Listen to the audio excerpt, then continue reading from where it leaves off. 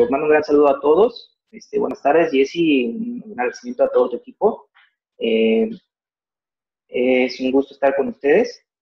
Y pues yo vengo a hablarles de este tema, que son las alteraciones orales que más comúnmente están afectando el habla, ¿sí? Pero desde un enfoque que también va muy de la mano ortodóntico ortopédico, ¿sí?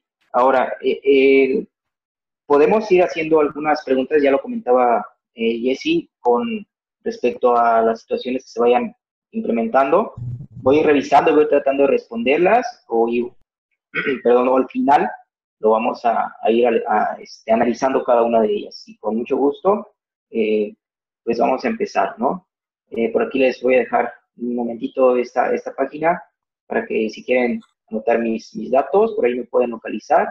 No es terminar la ponencia, podríamos solucionar cualquier duda que ustedes también tengan, perdón. Entonces, pues empezamos.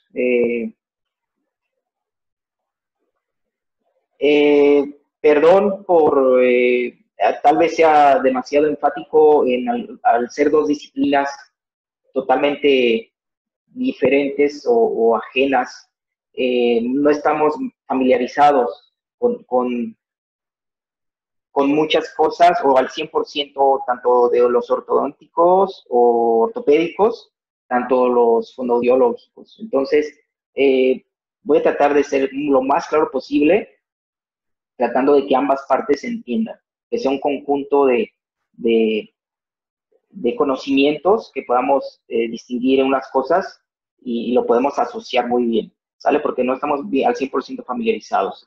Quizá lo veamos o lo vimos en el transcurso de la licenciatura, en el transcurso de la especialidad, pero sí habría que enfatizar, a veces un poquito recordar. Tal vez recordar también es importante el término mencionarlo ahora, porque pues tal vez tengamos los conocimientos, pero se van a ir disipando si no los ponemos en práctica. Bueno, como inicio, el lenguaje sabemos que es la capacidad innata que tendríamos los seres humanos para expresar nuestros sentimientos, nuestros pensamientos a través de la palabra, ¿no? Es la capacidad que nosotros debemos de tener desarrollada para poder hacer una vida efectiva, ¿no? Entonces, para ello, la comunicación, pues, es importante, es la acción y efecto de comunicarnos, de interactuar, ¿sí? Entre dos, más personas. Eso es lo que nos da el día a día, ¿no? Entonces, tenemos que tener esto bien presente, o más bien fluido, para que todos nos comunicamos bien. El área del lenguaje, hablando un poquitito de la historia, va a ser un repaso muy breve.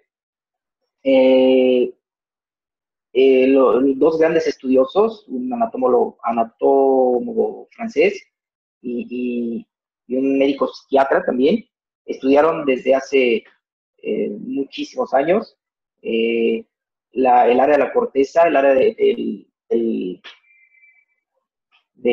la corteza auditiva, sí, el área del lenguaje le llamaron ellos, ¿sí?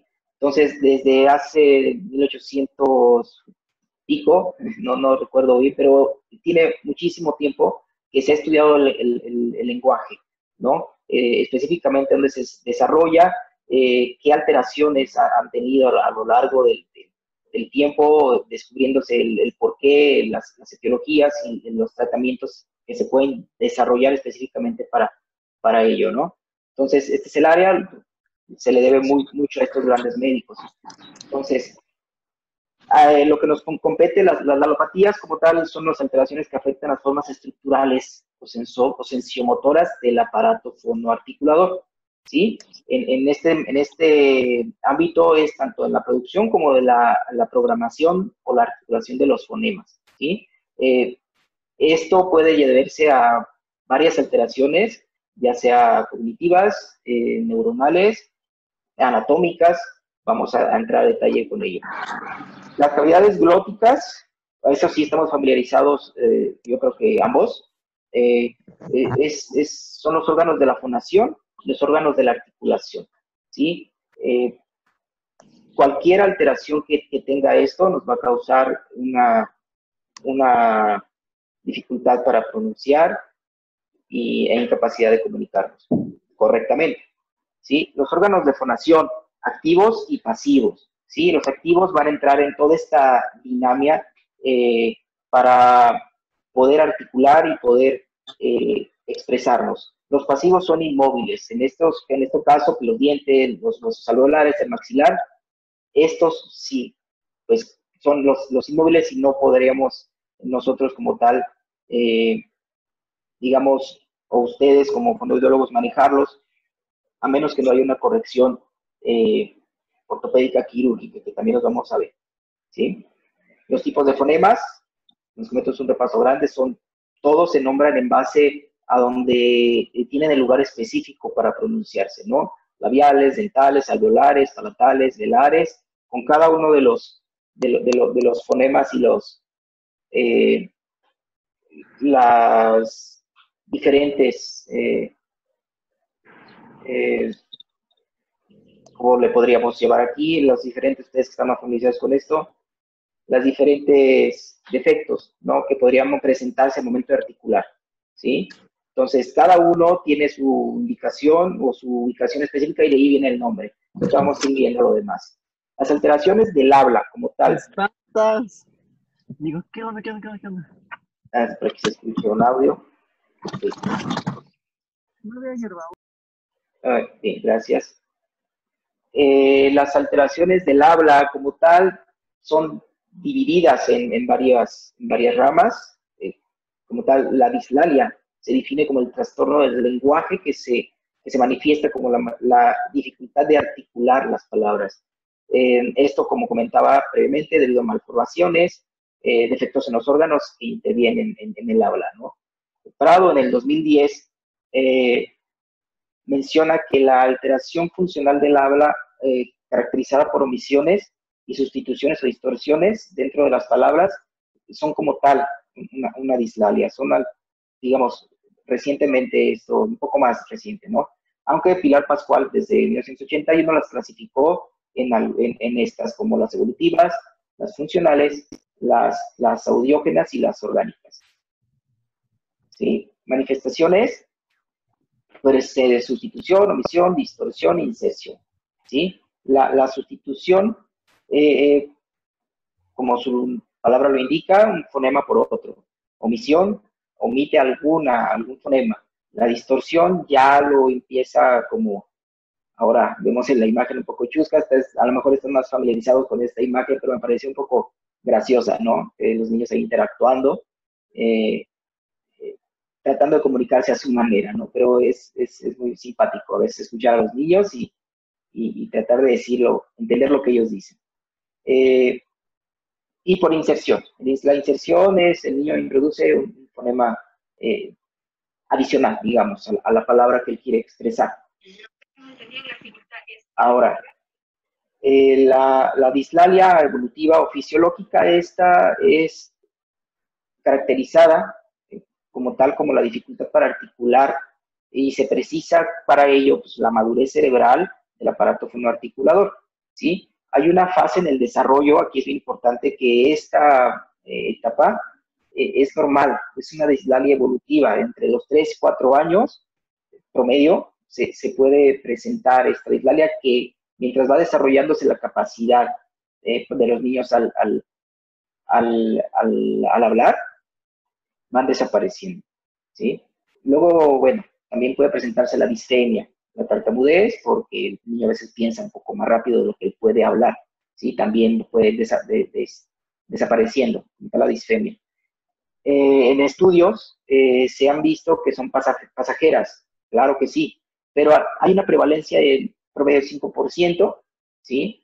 Que si esa prevalencia del 5% no supera ese trastorno, sí hay, no podría pasar esa etapa a menos que necesitara alguna terapia para poderlo hacer, ¿no? Y los predisponentes, pues el perfeccionismo, la ansiedad, susceptibilidad emocional, todo el ambiente en casa. Entonces también eso influye, ¿no? En esto. La dislalia audiógena alteraciones producidas, ahora sí, pues como su nombre lo indica, por alteraciones del audio, ¿sí? Un audio defectuoso. En este caso, la hipoacusia es importante para el desarrollo del lenguaje. El niño escucha, imita. Entonces, eso también es bien importante. Si un niño no está bien adaptado, pues va a tener esas dificultades del habla, ¿no? Trastornos afectivos, pues también presentes porque no se puede expresar bien o no es un tanto comprendido, ¿sí? El niño. En la dislalia funcional ya vamos entrando ahora sí un poquito más a detalle respecto a lo que vamos a ver ahora. La dislalia funcional es por un mal funcionamiento de los órganos, ¿sí? El niño no usa correctamente estos órganos para poder articular las palabras. Aquí no existe ninguna causa de tipo orgánico. Aquí ya puede ser también por una educación deficiente, circunstancias sociales pues, un poco deficientes, la incoordinación motora, y pues en este ámbito la incapacidad intelectual es importante, ¿sí? Esta es muy relacionada con los hábitos orales. Los hábitos orales son importantísimos también, como ustedes lo saben, para el habla, porque ahí están interfiriendo. Vamos a hablar también un poquito más adelante de algunos hábitos que también los van a alterar, cómo corregirlos también y cómo detectarlos, ¿sí? En este caso, el sigmatismo es lo más presente, ¿sí? La dislalia orgánica, aquí ya es un retardo en la maduración psicoafectiva que provoca que las praxias, en este caso las habilidades motoras estomatológicas no maduran al 100%, y la deglución interfiere, la deglución ya sea clasificada como una disglosia, también podría decirse, ya predisponen también a la dislalia, ¿no? La dislalia orgánica, como tal, hay otro apartado que es la disartria, que ya es la articulación, ¿sí? Ahí sí ya podría ser por una parálisis, una lesión nerviosa, alguna ataxia. En este caso, hay muchas variantes, muchas etiologías que también se pueden ocasionar esta alteración, ¿no? Traumatismos, accidentes cerebrovasculares, demencia, y aquí como tal, pues la disfemia también puede estar presente, ¿no? Porque ya no hay una buena motricidad por la lesión nerviosa. Ahora, la dislalia orgánica. La dislalia orgánica, entonces, meramente ahora sí son definidas como disglosias, ¿sí? Ya se diferencia.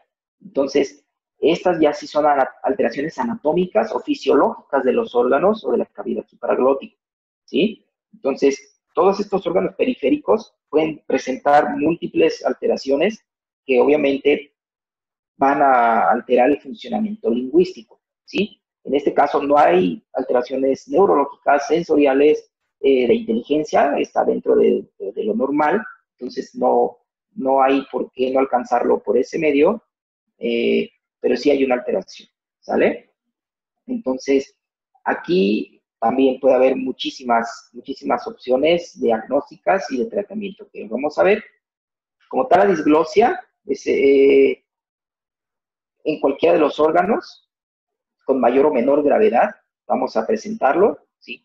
No vemos, estamos familiarizados con estas partes anatómicas, ¿sí? Entonces es muy importante que todo lo vayamos conectando. Ahorita vamos a verlo desde otras perspectivas. La clasificación de la disglosia. Aquí pues ya pueden ser labiales, dentomaxilofaciales, y es por su ubicación, y las linguales, ¿sale? Bien. Como tal, se pueden definir pues, o clasificar por su inserción, su tamaño, por alguna lesión, alguna malformación, ¿sí? Por ejemplo, estamos viendo un niño con un labio hipotónico, labios hipotónicos, ¿sí? Aquí es debido a una motricidad que no está bien adaptada. Un ejemplo, algún escudo, algunos ejercicios que ustedes, terapias que hacen excelentemente bien. Entonces, es una opción. por su inserción. Voy a poner solamente unos ejemplos, hay muchos, pero son unos ejemplos para ir comprendiendo esto.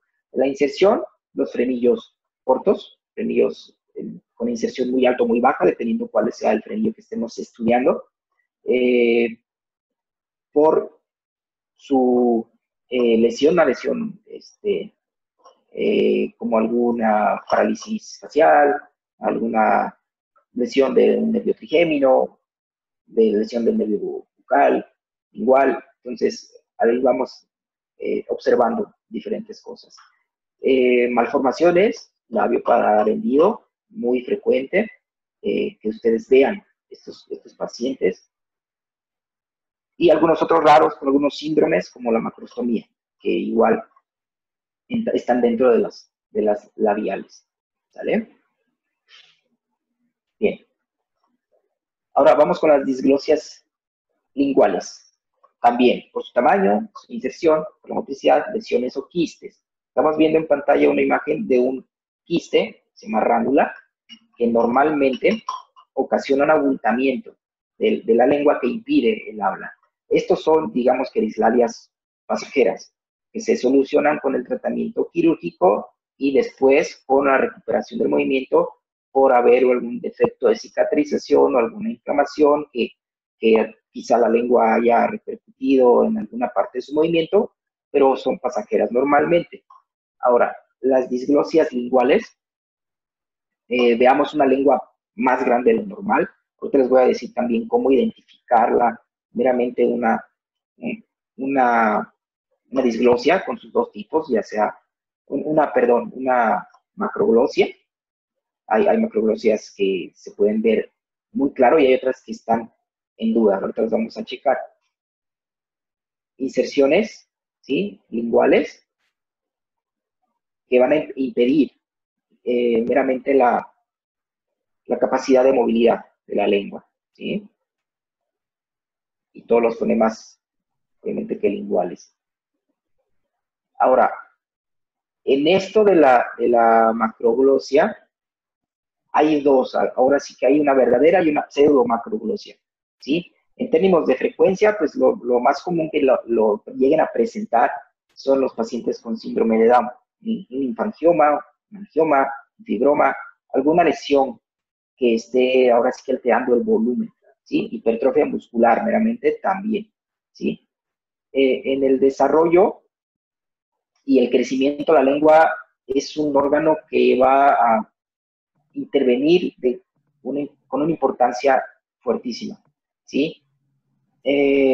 Asimismo, por esa misma asociación del desarrollo, puede causar anomalías musculoesqueletales. Entonces, ahí importante desde pequeños, yo siempre les hago hincapié a las familias, a las nuevas madres, que acudan a una valoración odontológica, odontopediátrica, para poder diagnosticarlo, porque después ya vienen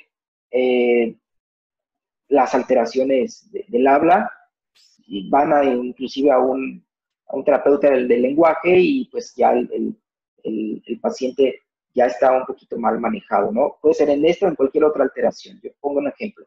Ahora, obviamente va a alterar la fonación y como tal en los adultos, si no es bien tratada, puede crear inestabilidad ortodóntica.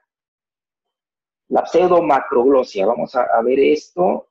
Estamos viendo en pantalla una cefalograma lateral, que es un esquema de una cefalometría lateral, es una cefalometría de vías aéreas, en donde analizamos también los tejidos blandos, como por ejemplo las adenoides, propiamente la lengua, si el paladar está muy alto, muy bajo, el velo del paladar, ¿sí? En este caso, es importante evaluar la posición vertebral, muchas medidas anatómicas que nos van a dar también en un futuro un crecimiento que está desviado, que podemos corregir, ¿no? En este caso, el micrognatismo, por ejemplo, la pseudomacroglosia, el micrognatismo se puede confundir, puede llegar a confundir. El maxilar es pequeño, o digamos más pequeño de lo normal, y hay una lengua de tamaño normal, pero pareciera ser grande, ¿sí? Aunque no lo sea. Entonces, ahí puede confundirse. Ahí el tratamiento sería en base al maxilar, no en base a la lengua, ¿va? Entonces, un paladar bajo también que no, la cavidad no esté meramente cóncava para alojar la lengua. Esto va a hacer que la lengua baje y se proyecte hacia adelante y ocasionando otros problemas que vamos a ver. Entonces hay que identificarlo, como veíamos, quistes, tumores, la hipertrofia tonsilar, en este caso las amígdalas, también si es crónico va a empujar a la lengua, va a proyectar a la lengua, inclusive va a dar una respiración oral que es importante detectar y corregir porque es muy agravante en los casos que son crónicos y no se detectan a tiempo. En general, arcos pequeños, todo esto es importante diferenciar, ¿va? ¿Okay? Ahora, ¿qué manifestaciones va a tener? Tal vez ahorita no estén al 100% definidos o relacionados con por ejemplo, proclinación dental, algunos otros como protrusión, diastemas, ahorita lo vamos a ver, voy a explicarlo a detalle, ahorita es un repaso. Puede ocasionar mordida anterior o posterior. Vamos a ver imágenes, protrusión de los dientes anteriores, los proyecta hacia adelante, diastemas, la separación de los dientes por el mismo espacio que la lengua es obviamente un músculo, es muy fuerte y empieza a alterar el movimiento. Entonces, la hipotonicidad del labio también es frecuente, el borla de la barba, empieza a estar hipertónico, tratando de contener esa fuerza, porque no la puede, no está en un equilibrio. Tiene que haber un equilibrio oral para poder tener una buena salud, ¿sí? La incompetencia labial es importante, los labios no pueden cerrar de forma natural sin forzarlos, ¿sí? Y obviamente los problemas fonéticos, ¿sí? Van a manifestarse en este tipo de problemas. Ejemplos, fotografías de una anquiloglosia con los fonemas L, N, R, R, T y S. Son los más comunes en este tipo de padecimientos. Como tal, el tratamiento es obviamente quirúrgico. En esta paciente me llama mucho la atención porque es una paciente que llegó a mi consulta. Vean la inserción del frenillo, estaba un poco bajo. Si llega a alterar, se le hizo el estudio donde la dinámica lingual no se observaba al 100%, pero vean también cómo hay una mordida abierta, ¿sí? Esta falta de contacto, ¿sí?, de los incisivos, uno podría decir, pues es porque la lengua está interponiéndose en esa parte, pero ¿por qué si el frenillo está un poco corto? Bueno, no como tal es pueden estar relacionados o puede que no, porque muchas veces los movimientos se compensan y así no es tan característico una cosa. Hay algunas otras que sí, pero aquí está más que claro. La paciente ya pasó por una terapia, digamos, de lenguaje. Llega a la consulta comentando que el terapeuta de lenguaje ya no pudo hacer nada más por la niña. Observándola en el estudio, pues se observó este problema y el problema ortodóntico, ortopédico, no se corrigió. Cuando no se corrige un caso que tiene problemas oclusales, maloclusiones, va a ser muy complicado que una terapia sea exitosa. Por eso debemos estar, es una interdisciplinariedad, podemos decirlo, que debemos de implementar, porque la comunicación con este tipo de pacientes con su rehabilitador, pues debe ser muy estrecha, ¿no? Obviamente puede haber otras alteraciones, como tal, lo más común, ¿vale? Entonces, espero no ser tan ríspido, me gusta a mí más no te poner tanta letra, tanta definición, todo esto, pero... Yo no estaba escuchando, así que me salí y volví a entrar. Por ahí alguien, como que... no Por sé. favor, apaguen sus ¿Tiene el audio? micrófonos. Del lado izquierdo hay un... Perdón, doctor. No Del tengo lado micro. izquierdo hay un micrófono. Por favor, apáguenlo. Gracias. Gracias, gracias.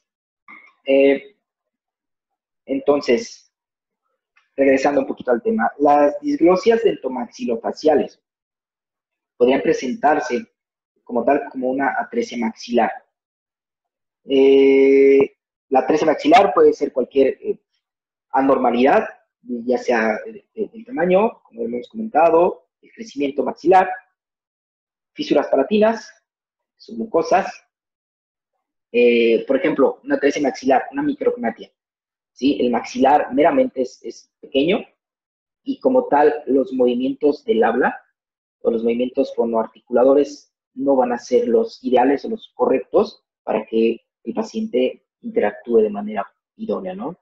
Entonces ahí obviamente hay que interceptar a este paciente de manera ortopédica, hacer que el maxilar se proyecte, crezca lo suficiente, aprovechando un buen crecimiento, un buen tratamiento, y probablemente lo demás ya viene más fácil, ¿sí? Las discrepancias esqueletales, el maxilar muy adelantado, o puede ser viceversa, mandíbula muy adelantada,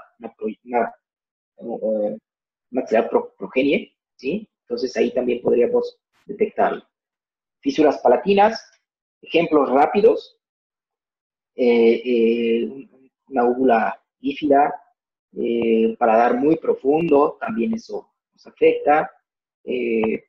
La fisura submucosa a veces no se ve como tal, hay que hacer bien una palpación del paciente para ver si no hay alguna otra alteración. Pero una fisura, alteraciones también en el velo del paladar, que a veces es muy grande, muy bajo, hay que hacer ese análisis, ¿sí? Dentro de la consulta para identificarlo. Malposición dentaria, así como maloclusiones, ya sea por hábitos o por alguna otra situación, ya sea congénita, que también esté afectando el crecimiento, ¿no? Ausencia de dientes también es muy común, lo más común. Digamos, las anomalías dentomaxilofaciales, ya lo habíamos reiterados, es en este caso los huesos maxilares no crecen o como esperamos o como deseamos para obtener un buen funcionamiento. Es cualquier alteración del crecimiento, ¿sí? Ya sea fisiológico o adquirido por hábitos que no corresponde a lo normal, ¿no? Aquí, como tal, entramos ya un poquito a las maloclusiones. Según la OMS, es el tercer lugar entre las enfermedades que constituyen un riesgo para la salud bucal, ¿sí? Entonces, y como tal, hay artículos, que vamos a revisar un poquito, hay estudios que que relacionan esas alteraciones, ¿sí? Con los trastornos del habla. Las maloclusiones, en estudios epidemiológicos, se presentan en un gran porcentaje, un 60% de la población promedio, ¿sí?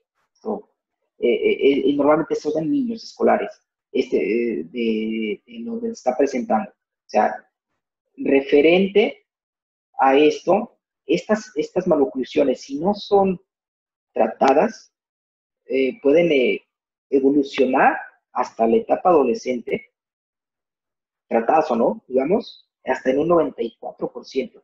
O sea, es una enfermedad una alteración anatómica muy frecuente, que muchas veces se pasa desapercibida. Y estamos hablando de una alteración de muchas en función, obviamente en estética, que cada una tiene sus desgloses, que obviamente tal no es tema, pero sí es muy importante que se detecten, ¿va? Como tal, ahora vamos enfocados un poquito a los fonoaudiólogos. La clasificación de las maloclusiones ha tenido evoluciones a lo largo del tiempo.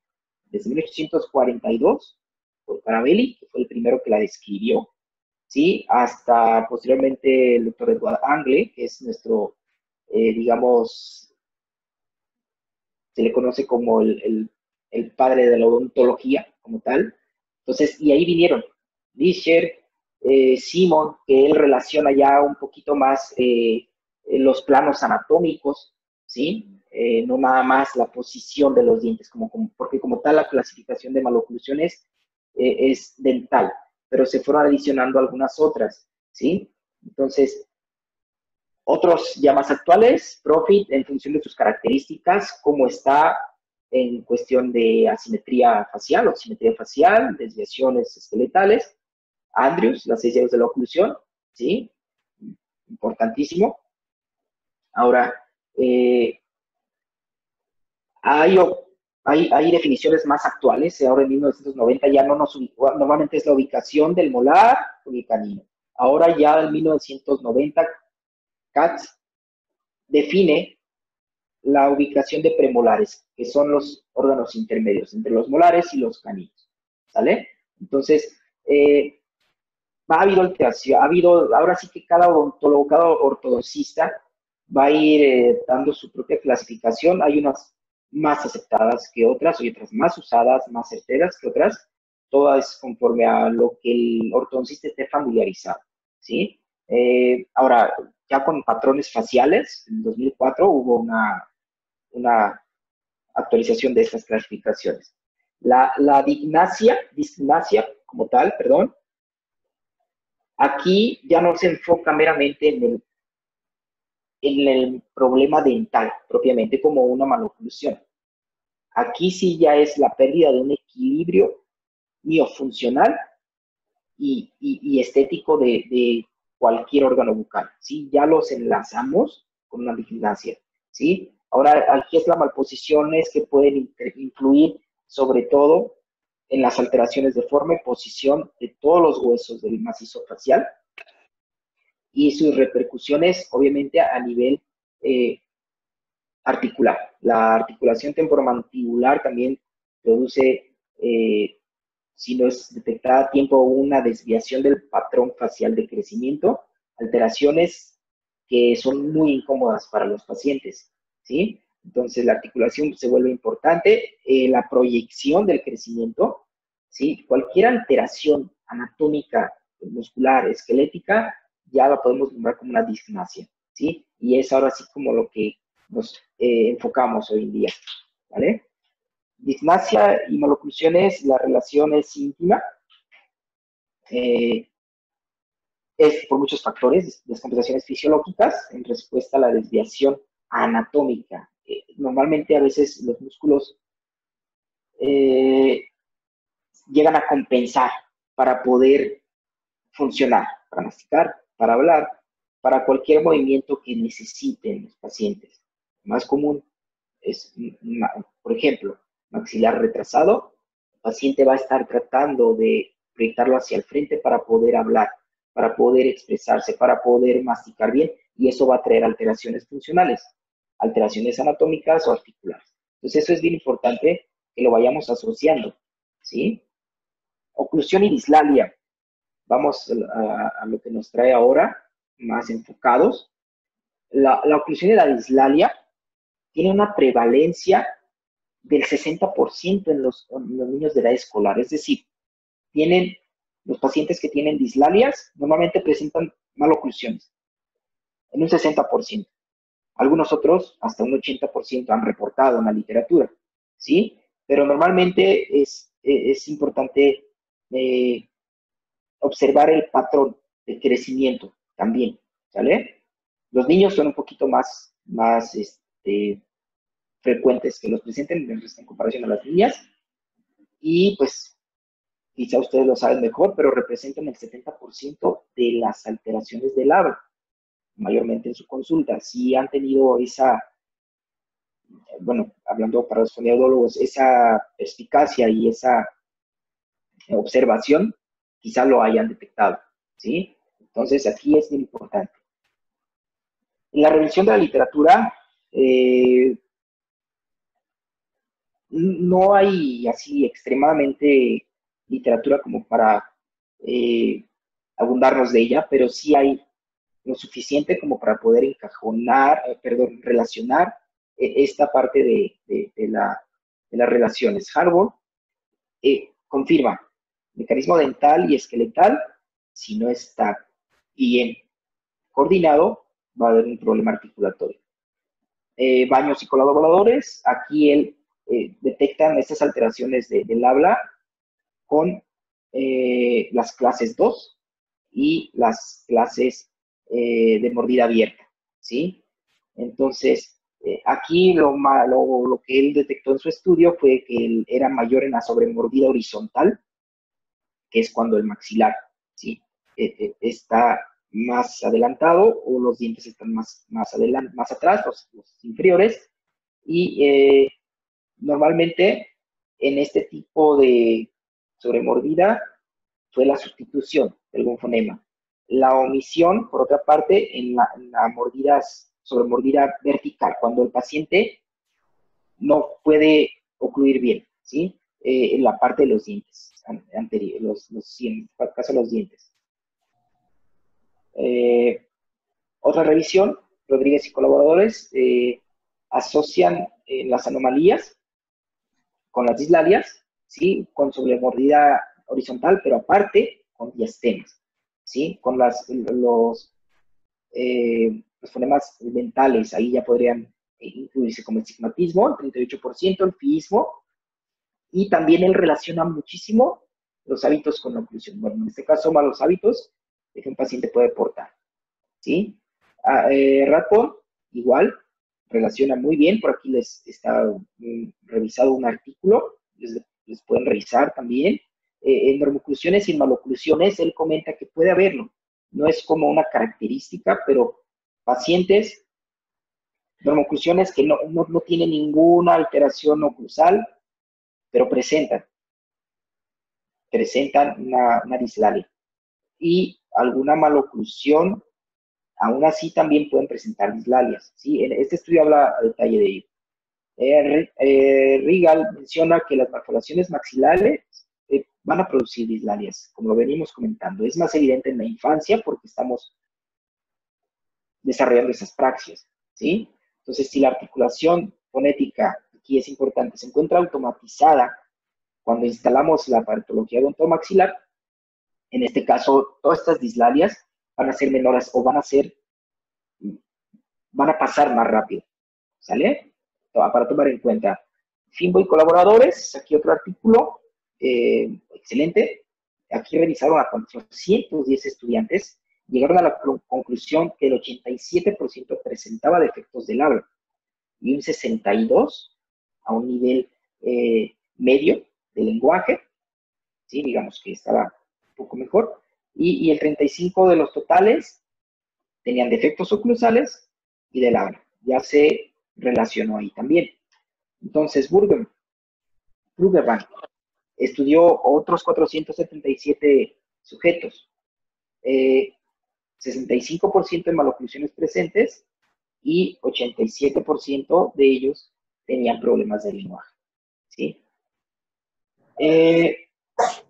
22% de los casos con espacios en el arco, como por ejemplo aquí, nosotros le llamamos arco Beume tipo 1, presentaron problemas de lenguaje. Hay una literatura respecto a eso. Y el 28% también presentaron, pero ellos con un paladar profundo, ¿sí? Otro estudio buenísimo de Tachibura, que probablemente ya alguno de ustedes lo ha revisado. Él evaluó a pacientes con labio y paladar hendido, tanto con prótesis como sin ella, ¿sí? Entonces, aquí reporta que la pérdida de los incisivos centrales superiores sí está muy asociada a las alteraciones de los fonemas, en este caso, labiales, ¿sí? LD, NR, ¿va? Importantísimo la observación clínica. Yo siempre hago hincapié en ello. Aquí otra revisión que se realizó en la Universidad Autónoma de Puebla. En niños de 4 a 6 años, pero ellos fueron sin ningún compromiso orgánico, ¿sí? Entonces, meramente maloclusiones. como lo detectábamos, y fueron 116 pacientes, los cuales fueron 55 niñas, 61 niños, ahí fue ya, y la disdalia se presentó en 60 pacientes, digamos un poquito menos del 50%, y otra vez, aquí la prevalencia, niños, ¿sí? Aquí vemos en la tablita el total del 60 presentó, ¿sí? Ahora aquí vamos a relacionar, y ellos relacionaron esto sobre las tipos de maloclusión, ¿sí? Veamos aquí la clase molar, 11 pacientes, la que más reportó fue los frenillos linguales, ¿sí? Seguida del arco Beumer, el arco que les pasé la presentación, tenía una separación entre los caninos, y ahí vamos viendo los diferentes alteraciones que pudieron presentar, digamos, oclusales y en relación a los fonemas. ¿Sí? Normalmente fue por sustitución y por distorsión algunos otros. Les dejo el artículo para que lo puedan revisar a detalle. Aquí está. ¿Sí? Ahora, otros dos artículos que también les recomiendo, si quedase alguna situación por ahí dispersa, podríamos encontrar más información por acá. ¿Sí? Entonces, podríamos concluir de acuerdo a estas revisiones que existe una relación muy íntima entre maloclusión y alteraciones del habla. En estos artículos, la gran mayoría fue la mordida abierta. La gran mayoría que presentó fue eso. Entonces, vamos a pasar ahora un poquito a observar clínicamente este tipo de alteraciones y cómo poderlas manejar, ¿sí? de ambas partes. Hasta ahora, voy a revisar. ¿Ninguna pregunta? Perfecto. En mayor medida, a mordida abierta, hubo otras alteraciones, como lo venimos alteraciones como lo venimos mencionando, perdón, como los diastemas, las anquiloglosias, el apiñamiento, te lo vamos a ver, falta de espacio, ¿sí? Aquí vemos una mordida abierta, una laquia anterior, puede ser dependiendo del grado que tengamos, podríamos irlas clasificando, ¿no? Pero aquí la alteración sí fue más con los fonemas S, Z, D, L, I, T. Entonces, son pacientes que algunos tomados de la literatura, otros tomados de algunos clínicos de la clínica, ¿no? ¿Qué manifestaciones va a tener? Aquí es importante que también se conozca por parte de los fonoaudiólogos el tipo de perfil, porque eso desde ahí nos va a ir dando y nos va a ir orientando a que si tiene un problema dental o esqueletal, ¿sí? Aquí vemos un perfil recto, ¿sí? Un perfil recto que normalmente se asocia con una oclusión, digamos, normal. Aunque puede haber perfiles rectos con una maloclusión, ¿sí? Pero más o menos vamos dando. No es un patrón que sea una no norma, pero eso ya es más una norma estética, pero puede también presentarse, ¿sí? Hay perfiles cóncavos, convexos. En lo más que se va a presentar es el perfil convexo, ¿sí? Porque los dientes muchas de las veces están proclinados, están muy adelantados. Se observan diastemas, que son estos espacios entre los dientes anteriores o cualquier otro, en este caso es por los anteriores, y se puede presentar, como les decía, de mayor o mayor medida.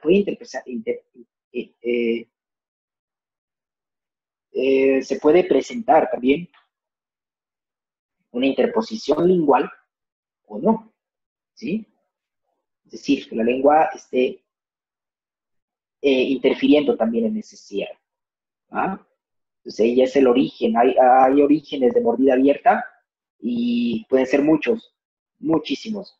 Entonces hay que detectarlo y ver el origen para corregirlo, ¿sí? Paciente que fue tratada con ortopédico, ¿sí? eh, se debe de ir corrigiendo con estos aparatos ortopédicos funcionales, normalmente cuando hay un déficit de crecimiento o algún hábito también, ¿vale? Nicola refiere que el 63% de las mordillas abiertas, como confirmamos, tienen alteraciones del habla y como tal, en un estudio que él realizó, quienes no presentaron este tipo de problema dental, de maloclusión, fue porque la mandíbula y los órganos se compensaron, o sea, estuvieron haciendo un esfuerzo para poder articular correctamente, ¿sí? Aquí sujetos con clase 1, clase 2 o con sin movilidad, cualquiera puede crear una adaptación desde de la lengua o de la mandíbula, ¿no? Entonces, no como tal, pueden o no presentarse, pero el problema esqueletal dental existe. Entonces, sí es más común que lo haya, aunque también puede que no, ¿sí? Entonces, por si sí, por si no, recomendable interconsultas para poder hacer buena terapia. El arco Beume tipo 1 presentó omisión de fonemas. Normalmente los diastemas en la dentición mixta tienen cierto espaciamiento fisiológico, espacios primates o que son en distal de laterales, que son los incisivos centrales, o en mesial de caninos si es en la parte inferior. Aunque también se pueden presentar en la parte media de todos los incisivos. Todo esto es en relación del arco. Es normal que tenga un espaciamiento. De hecho, proyecciones ortopédicas de crecimiento, una observación clínica dental es mejor o se ha observado que tienen un mejor patrón de crecimiento los pacientes que tienen cierto tipo de espaciamientos o diastemas en la dentición de leche primaria, ¿sí? Obviamente, siempre y cuando sus dientes sean del tamaño normal, porque puede haber una microdoncia ocasionando unos diastemas y eso pues no nos va a dar esa referencia. Pero si hay una anatomía normal, nos puede referenciar como que el crecimiento va bien, digamos, por así decirlo, ¿vale? Los clases 2, ya entrando un poquito más a casos, van a sustituir fonemas, no, normalmente, ¿sí? Digamos, como tal, repito, no es una norma, pero normalmente lo pueden hacer, porque muchos pacientes se compensan, repito, se compensan y no pueden, digamos, manifestar tal cosa. Entonces, ya decíamos, la lengua en esta parte se va a adaptar, ¿sí? Entonces, yo ya lo venía comentando. Se estudió parte del movimiento y se vio que se protruye. Hay una proyección del maxilar. Una proyección del maxilar que va a hacer que los movimientos articulares sean buenos y lo presenten una habla normal. ¿Sí? Como veíamos, esta es una clase 2 con mordida profunda. La anterior es una clase 2 con sobremordida horizontal. Vamos a la clase 1. A la clase 2, perdón, pero ahora con sobremordida vertical. Ahora los dientes bajan y tapan, puede ser de mayor o menor medida, a los dientes de abajo, ¿sí?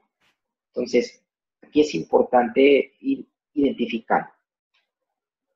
La proclinación dental, el problema de la S, es lo que va a estar alterado. Muchos factores que pueden intervenir para una proclinación. Meramente el crecimiento, meramente dental, hábitos, ¿sí? Aquí fácilmente cabe 2 pulgares. O sea, yo cuando recibimos a este paciente tenía él un hábito de interposición lingual, ¿sí? No recuerdo si puse la foto, ahorita lo reviso para que se observe. O sea, hay que observar las características clínicas de estos pacientes, el por qué está pasando esta alteración. O sea, es una proyección que pareciera esqueletal, pero es meramente dental, Si vemos, si seguimos el eje longitudinal, trazado cefalométricamente, obviamente, nos vamos a dar cuenta. Y esto es por un área, ¿va? Ahora, el prognatismo clase 3, ¿sí? Aquí en este caso, los dientes inferiores o los órganos inferiores van a estar adelantados. Puede ser meramente dental o puede ser esqueletal, así como los otros. Puede ser que los dientes estén bien en tamaño, en posición, pero los molares los huesos estén alterados, ¿sí? Aquí, en este caso, sobre todo si es quirúrgico, la alteración fonética no se va a corregir hasta que la alteración esqueletal se corrija, en este caso quirúrgica, ¿sí? Entonces, ahí sí puede pasar por terapias y no lo va a lograr, ¿sí? Ok, ausencia de incisivos, alteraciones articulares, pasajeras a veces, normalmente. Mordida cruzada. Mordida cruzada nos referenciamos a que las molares superiores están más estrechas que las inferiores, ¿sí? O puede ser viceversa, puede ser en tijera, que nos llamamos en tijera, que puede ser también en base a su gravedad, ¿sí? Entonces, estas maloclusiones severas, importantísima de corregirlas. Digamos, ahorita estamos hablando en pacientes adultos, pero hay pacientes pequeños que presentan una discrepancia esqueletal muy, muy grande, que también pueden ser problemáticos si crece con ese patrón. Entonces es mucho más grave, ¿sale? Apiñamiento, como tal, es la falta de espacio o la saturación de dientes en un solo espacio dental, le llamamos apiñamiento, ¿va? Veamos, puede ser por severidades, eso también va a causar para los fonemas dentales, ¿va? Diastemas, aquí los observamos. La dinámica mandibular, aquí también, Laine también, él estudió la capacidad de los movimientos mandibulares durante su máxima apertura, durante el dinamismo de la misma y algunas interferencias. Él relacionó los trastornos del habla en niños de 6 a 8 años con este tipo de alteraciones, ¿sí? ¿Qué? Aquí ya puede haber disfunciones orofaciales que pueden estar relacionadas ya sea entre sí o durante el crecimiento. Entonces aquí utilizamos muchos estudios para ver la dinámica mandibular, que esté bien. El crecimiento en esta dinámica también se ve influido. Si hay un atrapamiento del maxilar, el maxilar no va a crecer, como me comentaba, una articulación dañada en sus cavidades. En este caso, bueno, la banana de Pocel es buenísima para ver esas interferencias al dinamismo, ¿sí? Confirmamos igual, no siempre van asociados con alguna maloclusión grave, o sea, las maloclusiones graves no siempre van asociadas. Paciente con una maloclusión grave que no tiene ninguna incapacidad para articular. En este caso vemos una mordida invertida, una clase 3, ¿sí? Vean la gravedad. No tengo, bueno, no les puse la foto de cómo se ve facialmente, pero dentalmente se ve una variedad, está totalmente invertida, ¿sí? Y volvemos a la compensación fisiológica que pueden causar estos pacientes para no poderlo presentar el problema, ¿sale? Vamos en tiempo, ¿cómo vamos en tiempo? Oye, sí, vamos bien, no hay problema.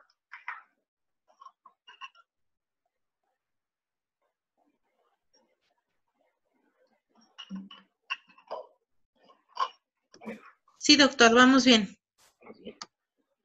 Ah, gracias, gracias. Ok. Ahora, vamos a hablar un poquito de hábitos orales, que también vienen a influenciar muchísimo a los trastornos del habla, ¿sí? Como tal, son comportamientos repetitivos, ¿sí? De la cavidad oral o de situaciones externas que las llevamos a nuestra cavidad oral, que crean obstáculos e interferencias en el crecimiento o desarrollo, ¿sí? Como tal, estos se ha estudiado que pueden presentarse en momentos de estrés, frustración, fatiga, aburrimiento, los pequeñitos, falta de atención familiar. Yo siempre, la mayoría de las veces cuando detecto un poquito alguna inatención familiar o psicológica, hay que tratar de ver la opción de la atención, hacérselos ver a muchos pacientes, porque muchos no son bien aceptados, estos todavía no hay esa cultura, digamos que al 100%, de hacerles un poquito hincapié en la visita al psicólogo. El psicólogo es muy importante porque, como lo vamos a hablar ahorita, estos trastornos sí, vienen muy de la mano. Estos tratamientos son multidisciplinarios, ¿sale? Entonces, si no se corrige uno, a lo mejor podemos haber deficiencias en la corrección y no se alcanza, ¿sí? Perdón por ser repetitivo, pero eso es bien importante, ¿sale? Entonces, obviamente, aquí estos hábitos pueden ser ya sea fisiológicos por alguna incapacidad, o en este caso de los órganos, o alguna no fisiológico, como los adquiridos. El primero y el más común, la succión digital, ¿sí? Va a causar una mordida abierta, una proclinación dental. Ya estamos más familiarizados con estos términos. Normalmente, hasta los 2 o 3 años, digamos que si el niño, el paciente, lo hace, no le va a causar un problema, digamos, tan grave. Pero si este persiste más allá, sí sí puede manifestarse. Ahora, aquí los músculos están muy influenciados. ¿Por qué? Porque están en tanta hiperactividad, la succión, que puede ocasionar ya sea mordida abierta anterior, mordida abierta posterior, ¿sí? Y eso lo vamos a ver influenciado en la misma posición dental y en la disclosión. Puede ser la ansiedad, inestabilidad del niño, la lactancia artificial también, si es prolongada, lo va a detonar. Puede ser un destete ya sea muy prematuro o muy tardío. El nivel psicoemocional del paciente ahí influye mucho. Muchas veces también alguna sobreprotección, algún ambiente familiar que no le favorezca, ¿vale? Como mencionaba, las manifestaciones, al estar tanto en la boca abierta, ¿qué va a pasar? Que la parte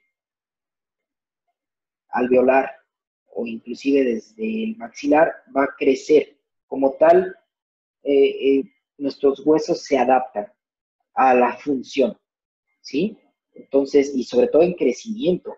Si aquí hay un espaciamiento, esto va a bajar. Y va a haber aquí un choque y como tal no va a haber un contacto bueno. Al morder, obviamente, pues lo de adelante va a quedar abierto.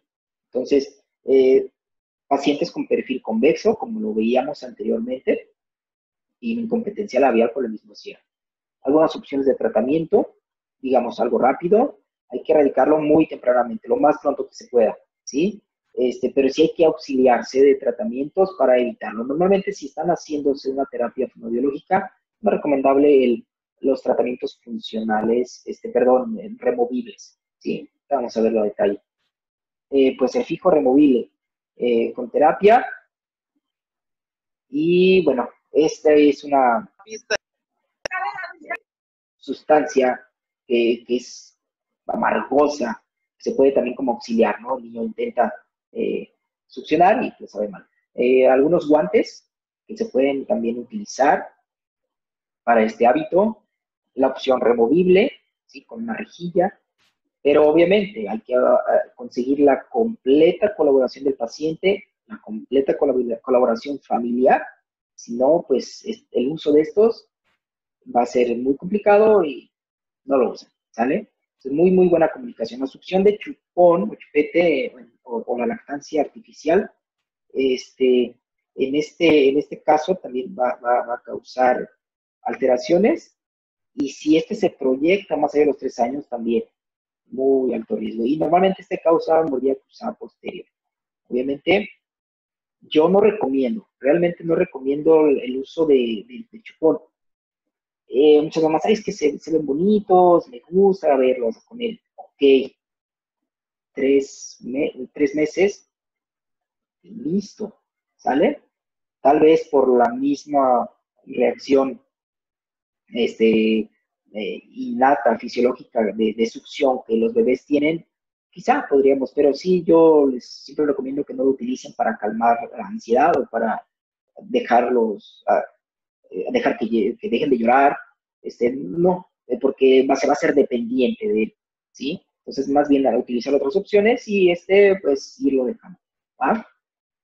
La interposición lingual, la deglución atípica, aquí ya vemos una lengua expuesta. Nosotros deglutimos 5.600 veces diarias al día, ¿sí?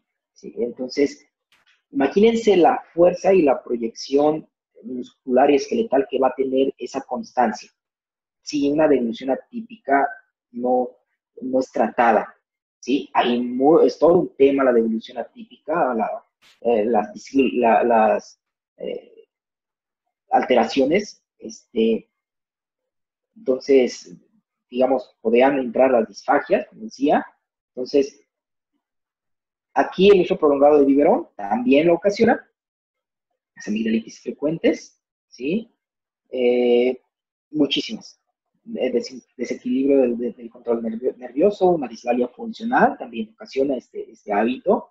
Es muy asociada con la respiración oral.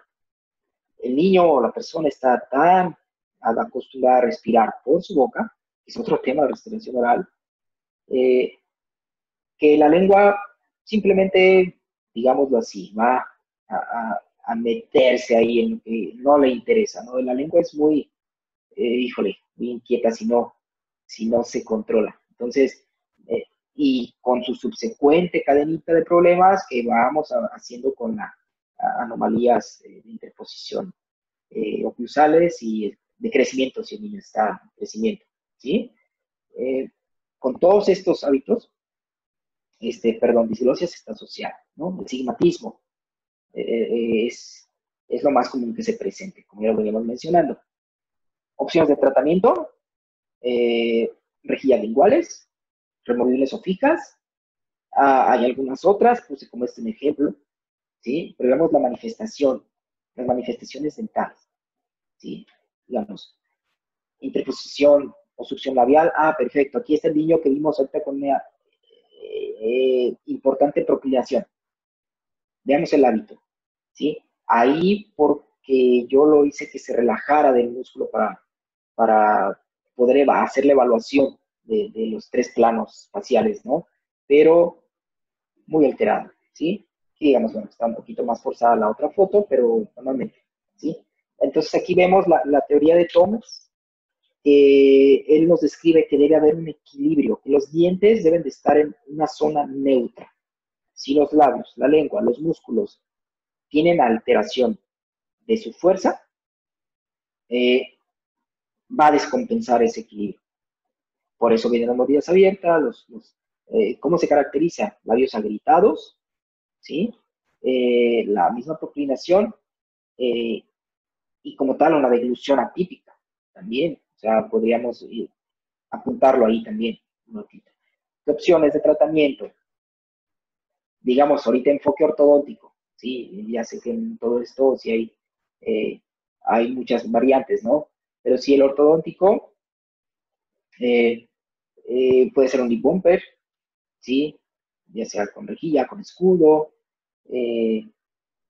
puede ser igual un 4x2, que nosotros le llamamos ya para unos brackets, combinado con un aparato, un lip bumper, si el hábito está bien establecido, el 4x2, unos brackets, 4 bandas, una pantalla vestibular, ¿sí? Son aparatos ya removibles, más miofuncionales, ortopédico funcional también. Aquí vemos otro casito que se ha estado tratando, ¿no?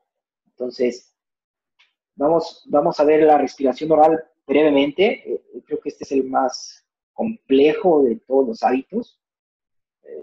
Sí, me atrevería a decirlo. Pero este tipo de hábito puede ser por cualquier obstrucción funcional, anatómica o mismos hábitos, ¿no? Entonces, aquí va a determinar muchísimo el desarrollo. Si el niño está constantemente, va a crecer con su boca abierta, va a crecer con una cara alargada y con sus subsecuentes problemas esqueletales, ¿sí? Entonces esta respiración va a establecer el equilibrio de las funciones. Entonces va a articular malas palabras, puede o no haber interposición labial o lingual, pero sí va a poder obtener un desarrollo cognitivo o psicosocial un poquito más observable, digamos, deficiente, ¿sí? ¿Por qué? Porque muchas veces son motivo de burla, mismo de no hablar bien se frustran, muchos factores que lo vemos psicológicos pueden intervenir. En puede presentarse la rinolalia, ¿sale? En puede ser otro tema, insuficiencia velar, fisioglucosa, parálisis de velo, como ya lo vimos anteriormente, ¿sí? Entonces, es importante ver por qué estas alteraciones se pueden dar. Una hipertrofia tonsilar, ¿sí? Amígdalas agrandadas, ¿sí? Obstrucción por alguna neoplasia, alguna estenosis de narinas, podría serlo, alguna desviación del tabique nasal, pólipos nasales, cornetes atróficos, ¿sí? Adenoides, también inflamada o agrandada, así decirlo, mejor dicho, ¿no? Entre otras. Pueden ser muchas, ¿sí? Poniendo solo ejemplos, lo más común. ¿Qué manifestaciones? La fascia adenoidea, por el mismo crecimiento alargado, el niño siempre va a estar en esta posición. Él tiene una característica. El tercio medio está aumentado, ¿sí? Tercio medio aumentado, ¿sí? Podría haber depresión de las zonas malares, ¿sí?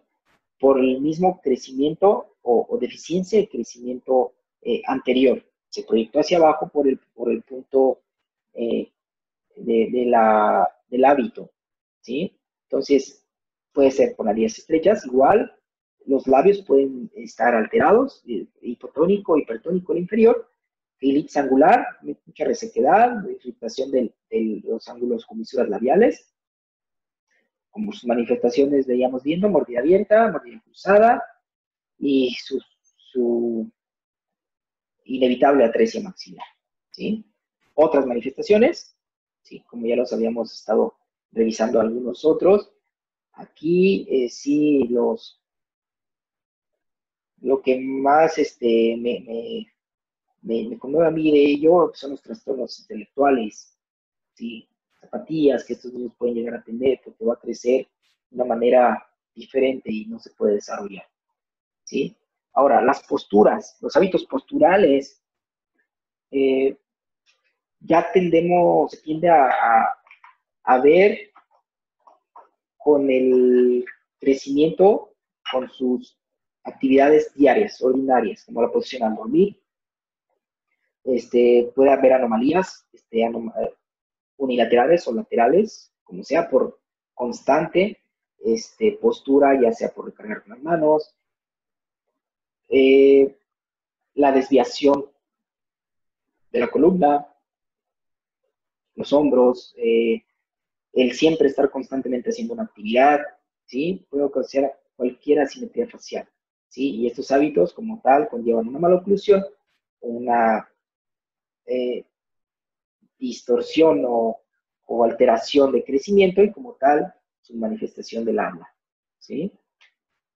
Masticación viciosa, solamente está el paciente masticando de un solo lado, se ha acostumbrado o por la misma dificultad que él presentó en cierta etapa de su vida se acostumbró inconscientemente a masticar de un solo lado y esto va a ocasionar crecimiento anómalo, desviaciones de crecimiento más de un lado que de otro, ya sea vertical o sagitalmente, ¿sale? Entonces,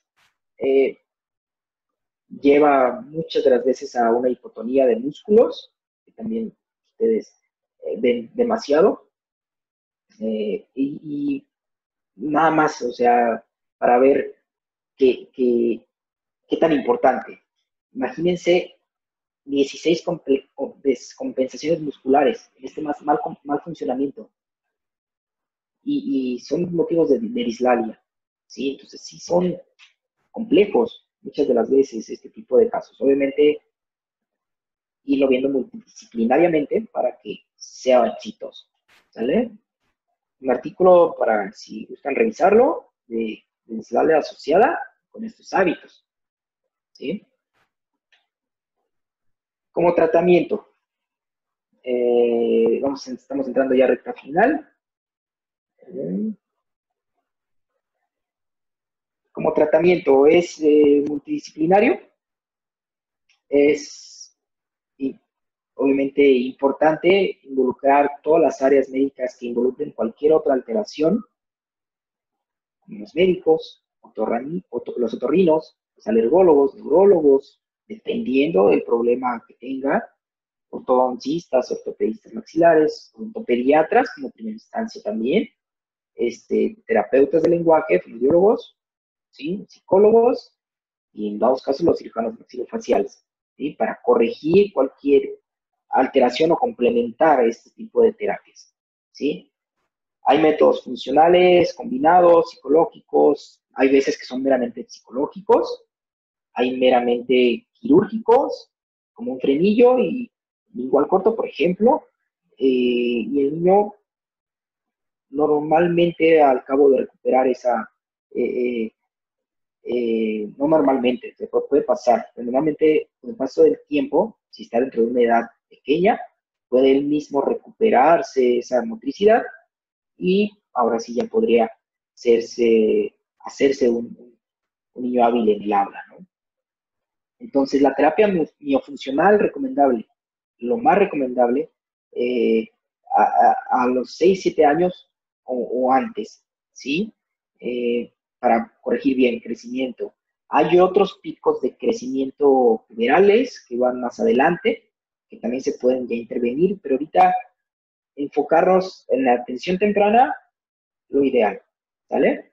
Aparatos son restrictores o estimuladores, como puedo clasificarlos a grandes rasgos. Los restrictores van a evitar la acción incorrecta, que la acción incorrecta continúe, sobre todo de los hábitos, ¿sale? Estos son a través de un obstáculo, algún recordatorio, que el niño se ponga, el paciente se ponga, digamos, aquí no está, por ejemplo, la lengua tiene que estar atrás de donde tengo mi aparato, por ejemplo. Los estimuladores o reminders, aquí nos van a dar una resolución ya más terapéutica, ¿sí? A la parafunción, a cualquier parafunción. Ahí ya va a coadyuvar a las terapias no funcionales y va a reeducar y reprogramar todo este tipo de musculatura. Entonces, ahí la mezcla de ambas terapias es muy, muy buena. Algunos ejemplos de restrictores. Pueden ser fijos o removibles. En este caso voy a poner algunos fijos. Una rejilla palatina para el hábito de succión, ¿sí? Rejilla lingual, ¿sí? Para el hábito de interposición lingual. Podría ser también un poquito para el labial, más para el lingual, ¿sí? Un TCA, que es una aparatología que va a evitar fija o removible, que va a evitar la interposición lingual, ¿sí? Este arquito va a pasar por delante de los dientes, ¿sí? Evitando que el labio se introduzca ahí, ¿sí? Un tridente de Greiber, se ve un poquito agresivo, lo sé, pero créanme que es lo más efectivo para corregir un hábito, sobre todo de lengua. Cuesta un poquito de trabajo acostumbrarse, pero es de lo más efectivo. Este aparato fue popularizado por un gran ortodoncista mexicano que estudió en la Universidad de Washington, múltiples reconocimientos, el doctor Roberto Justus. Tuve el honor de conocerlo en marzo pasado en el Congreso de la Asociación Mexicana de Ortodoncia. Una excelente persona, muy accesible. Nos habló mucho sobre el hábito lingual, las experiencias clínicas que él tiene, los éxitos. Créanme que él me dice, o él dice en sus ponencias, y comprobado, si es ortodoncista que me está escuchando, si no colocas tarde o temprano, la lengua va a recidivar. Vamos a tomarlo mucho en cuenta, porque esto es muy importante, que las cosas no recidivan. Estimuladores. Los estimuladores pueden ser con accesorios, ¿sí? Por ejemplo, aquí se le pone alguna perlita de tucat, puede ser aquí, puede ser acá, donde la lengua esté jugando o estimulándose a que se debe de quedar en esa posición, ¿sí? Algún estimulador, por ejemplo, del labio, para un labio hipotónico, podríamos estimularlo también, con un escudo, ¿sí? Una rejilla con una perla, ¿sí? Para un hábito de lengua también. Una rejilla labial, un aparato, digamos, estos son prefabricados, pueden ser son otro tipo, son entrenadores, digamos, como para restringir ciertos movimientos ya sean iguales, vocales, son flexibles. Estos normalmente vienen prefabricados y son varias series, varios tipos que se pueden emplear, ¿sí? Ya en etapas de crecimiento, las terapias ortopédicas ortodónticas con una arco de tracción, ya sea facial o tracción alta, ¿sí? Con una máscara, o con una máscara facial o con un arco de tracción, ¿sí? Aquí me pareció interesante este artículo porque se me hizo un aparato de lo más simple, se me ha hecho un aparato de lo más simple, al realizar un aparato Howry. En este estudio analizaron y trataron a estos pacientes con este aparato, donde dieron un éxito muy bueno con un aparato tan cómodo y tan sencillo, ¿sí? Para reducir la dislalia, ¿sí? Este estudio fue en Chile, pero los resultados fueron muy buenos y corroboran mucha literatura que también se ha reportado. Pero la variante es, este aparato es creo que el más popular, de hecho sí es el más popular para cualquier corrección, ya sea dental, algunas de retención también como para después de ortodoncia, pero es muy cómodo, muy aceptado. Nada más la variante que se le hizo fue esta abertura, que aquí, bueno, pues se le dio forma del corazoncito o algo así para que esté a la altura de la zona de las arrugas palatinas. Ahí, como resultados, obtuvieron que la lengua estimula, ahí hay terminaciones nerviosas que van a romper esa propiocepción del hábito que estaba establecido, o en este caso de las dislalias, estimulan a un mejoramiento en la dislalia, ¿sale? Muy interesante. Otra revisión de otro aparato, que se ha corregido con un activador de CLAM, también muy bueno para corregir hábitos o alteraciones. Los aparatos corrigieron la incompetencia labial y mordida abierta anterior, ¿sí? Algún hábito. La ortopedia funcional, la corrección, hay muchas variantes, muchas corrientes. Uno de los que a mí me gustan mucho por la aceptación y la fluidez que tiene el tratamiento son los aparatos SN. Los SN, Siemens Network, muy buenos, hay muchísimos. Los Bimler, ¿sí? uno de Blatters, uno de Clamp, también buenos para corregir situaciones de alteraciones, y estos cualquiera va a estimular las terminaciones nerviosas de crecimiento y estimular a los músculos que se insertan en dichos huesos para estimularlo, ¿sí? Entonces este es un tratamiento que es muy bueno, que influye en el crecimiento óseo a edades tempranas y se puede aprovechar el máximo pico de crecimiento para estos pacientes. ¿Por qué les hago hincapié en estas cosas? Para que se tome en cuenta también algunas otras observaciones finales que vamos a tener. Si no se somete a un tratamiento adecuado al paciente, pueden traer repercusiones, ya lo mencionamos, psicológicas y negativas, tanto el crecimiento, y aquí a los 4 años es normal que los niños presenten dificultades para el habla. Ya si el niño pasó esta dificultad o ya llega con esta dificultad del habla, Marca la computadora. va a presentar, ¿No? va a presentar un trastorno de articulación, de pronunciación, ¿sí? Que en este caso, pues ya va a ser un poco más, quizá complejo en tratarlo, pero sí puede ocasionarle Bueno, eso nomás de lo tenemos que aprendizaje. dejar correr y me mandan Son estudios que se han hecho. constancia, ¿no? Se supone, ajá. Ok. Se hace un... Sandra Velázquez, ¿me ayudas apagando tu micrófono, por favor? Perdón. Gracias. Gracias. Listo. Entonces, estudios que comprueban, quizá los han bien visto, si no lo recordamos, como conclusiones en esta parte, antes de pasar a lo último, debemos, como ortodoncistas,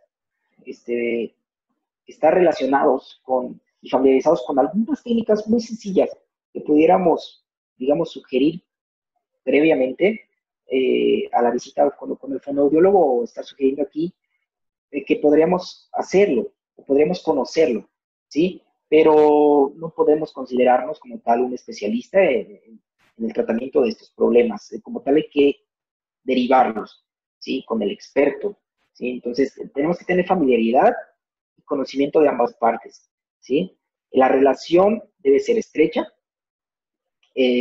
porque, bueno, pues un gran número de pacientes de ustedes, como fonoaudiólogos, tanto como nosotros, los ortodoncistas, normalmente son en pacientes en edades pequeñas o en crecimiento, ¿sí? Entonces tenemos que tener un buen diagnóstico para poder manejar un buen tratamiento y pues obviamente preservar la salud, ¿sí? La interconsulta nos va a dar una terapia exitosa, ¿sí? En este caso, odontopediatra, cualquiera de los. Algunos tips. Hay que interrogar, como para ortodoncistas, interrogar y escuchar al paciente. Ver y prestar atención. Muchas veces estamos tan metidos en la práctica diaria, en la rutina, que vamos muy veloz. Entonces, tener un poquito más de audición en estos problemas, para escuchar en estos pacientes que pudieran tener estos problemas, y escucharlos, ver su pronunciación, ver si interfieren algunas situaciones en los movimientos que la está haciendo, los gestos que está haciendo, ¿sí? Entonces, desde ahí podemos empezar y podemos ya comprobar si hay algo, ya una vez que lo pasamos a la consulta, y ir enlazando las cosas para ir sugiriendo alguna terapia en el caso de presentarse, ¿sí? Entonces, la aparatología, como mínimo, se puede retirar hasta los 3 meses después de pasar una terapia. Mínimo 3 meses. Debe ser un poco más. Ahora, para los fonoaudiólogos, se les podría sugerir iniciar la terapia de inicio de tratamiento de ortodoncia, ortopedia, al inicio de la terapia. O sea, como empatar las dos cosas, ¿sí? En este caso, sugerido, comenzar con la respiración, la deglución, la masticación y luego la pronunciación. Algunos otros artículos, estos estudios fueron hechos aquí en México, ¿sí? También, excelentes artículos. Bueno, como tal, es todo de mi parte. Tal vez en algunas cosas me fui demasiado rápido, no quise pasar mucho de la hora, pero espero tengan algunas ideas un poquito ya más claras de lo que hacemos ambas disciplinas. Ahorita, digamos que fue un enlace, por así decirlo, se podría decir. Entonces, espero que si tienen alguna duda, alguna pregunta, me lo hagan saber. Aquí están mis datos por cualquier situación que pudiera presentarse, cualquier cosa que les pueda apoyar o duda, ¿vale? Y muchísimas gracias por todo. Doctor, muchísimas gracias. Qué plática tan interesante. Déjeme checar rápidamente el chat. Sí. Sí, que están muy satisfechas. Qué padre, miren, que muchas gracias por todo.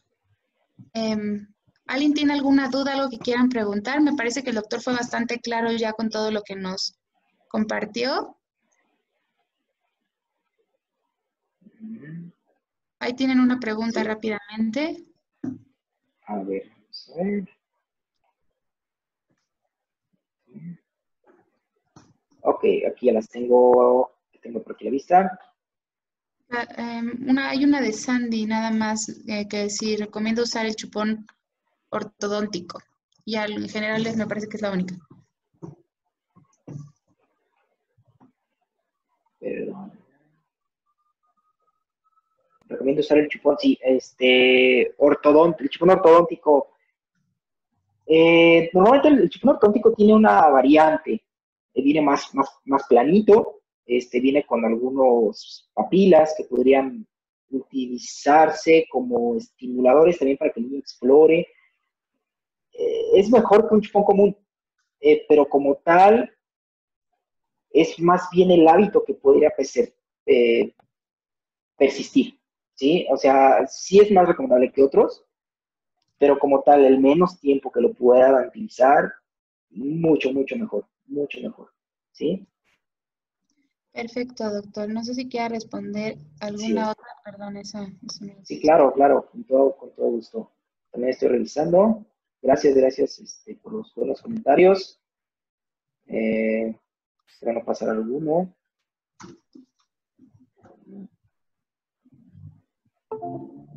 Bien. Pero aquí hay una de lactancia. Sí, dice, ¿la lactancia materna es considerada un hábito vital después de los 3 años? ¿O existe alguna recomendación después de cierta edad? La lactancia materna, fíjate que trae menos repercusiones. Se podría considerar sí un hábito, pero no meramente un hábito, digamos, negativo, porque la succión natural es lo mejor y normalmente no va a traer esas consecuencias y solamente lo hace en cierto tiempo del día, ¿no? Pero pues sí es sugerible la lactancia materna mínimo hasta el 1 año, de en adelante 2 años, no pasa nada. 3 años, por ahí podríamos revisar alguna información más a detalle, pero yo sugeriría personalmente eso, ¿sí? Perfecto. Ok, no sé si quiere responder alguna otra. Había una por aquí. ¿Cuál es el tratamiento y desde qué edades debe atender a pacientes que presentan una fisura palatina? Híjole, desde el nacimiento. Fíjate que hay muchos ortodoncistas, muchos ortopedistas que sí ven pacientes en crecimiento, porque hay placas estimuladoras. Ustedes también deben de saber un poquito como fonoaudiólogos. Hay placas estimuladoras de cierre de estos fisuras que se tienen que ir alternando y cambiando. a través del crecimiento de los niños. Entonces, son muy buenas, o sea, mientras más atención sea mejor. Obviamente todo implica la gravedad del problema de fisura. Si es una fisura muy grave, probablemente sí va a ayudar, pero probablemente sería inevitable hacer un tratamiento quirúrgico reconstructivo. Pero como tal, inclusive hay reportes literarios que en fisuras leves, moderadas, más o menos, puede llegar a cerrar esos espacios de fisuras. Entonces, mientras más pronto, es mejor. Ok, justo aquí preguntaban que querían saber si hay alguna edad como para corregir el frenillo. ¿Alguna edad recomendable? La edad recomendable, yo creo que podría sugerirle a partir del año, ya que el niño empieza 1 año y medio, empieza pues tratar de por sí mismo hablar, para que no tenga una praxia deficiente. Entonces, mientras más pronto hacerlo, mientras el niño coopere, ¿sí? Y no sea que le cause una alteración para la succión. Si es un frenillo muy grave, la lengua interfiere en la succión. Entonces, si el frenillo desde en ese entonces es muy pequeño y no succiona bien, pues desde sea un niño neonato hay que intervenir. Obviamente bajo anestesia general, con todos los cuidados, pero todo va en base a la gravedad de lo que, o la manifestación que pueda presentar los pacientes. Ok, perfecto, doctor. Muchísimas gracias. Sí. ¿Quieres seguir contestando alguna otra? Sí, no hay problema.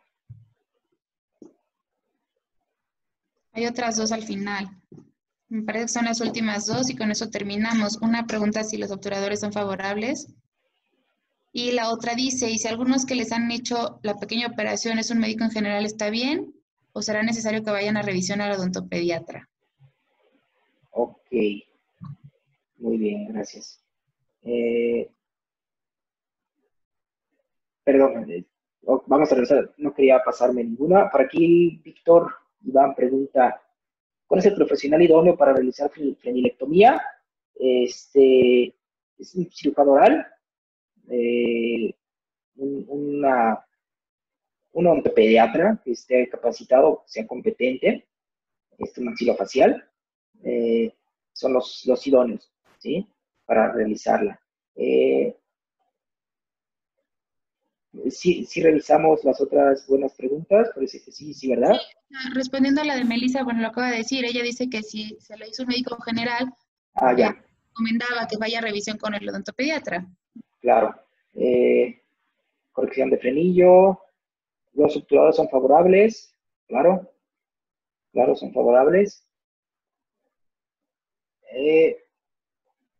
Pues mira, si la hizo un médico general, hay médicos cirujanos, respondiendo a la pregunta de Melissa, que cirujanos generales, que pues si tienen la capacitación y el adiestramiento, pues adelante,